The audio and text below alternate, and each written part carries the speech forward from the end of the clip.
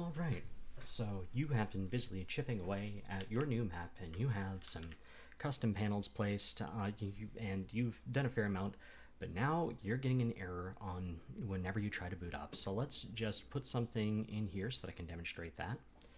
And now when I try to enter, it crashes out saying invalid index is complete on spatial door control.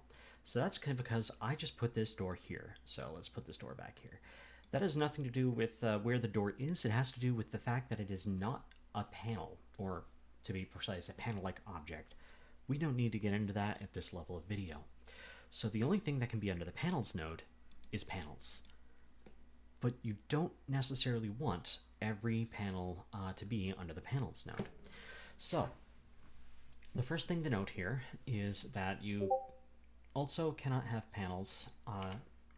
Can you have panels in this? No, you can't, because now it'll be searching for, now it's looking at the children of panel high. So what's happening here, this is actually the code that's getting us in trouble here.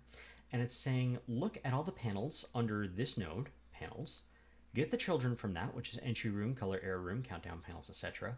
And for each panel, assume that everything under these is a panel. And then for each panel, call, if they're complete, then if the panel is complete, then you want to actually get the text edit to be completed, and you want to connect the answer correct and answer unsolved to the global.gd script. So what's happening here, this is kind of opaque as to what the purpose of this is. Every panel that's under the panels node script is being loaded. That's why panel complete is under some of the datum here already.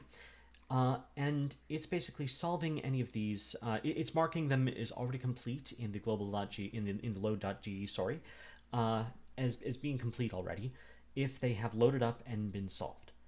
And then it's connecting their solved and unsolved methods to load.dd so it can track them for the purpose of the save file.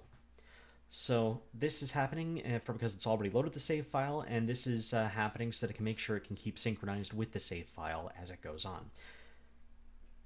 The impact of this means that only panels underneath this panels column will be counted in the load factors. And you can't place anything, any child here that isn't a panel as the grandchildren of these nodes. So this means that I can't sort panels inside of rooms.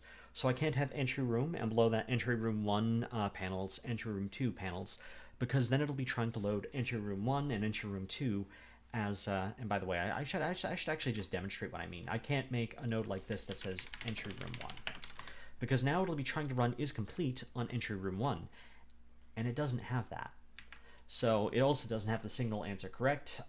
It also doesn't have any of the rest of the stuff. You can only have panels in this very strict hierarchy, and these are the ones that will be saved. There are some panels that you do not want to have saved. End-to-end, panel end and panels level switch are two such examples. Whenever these panels are solved, they will switch the level, or they will send you to the credits.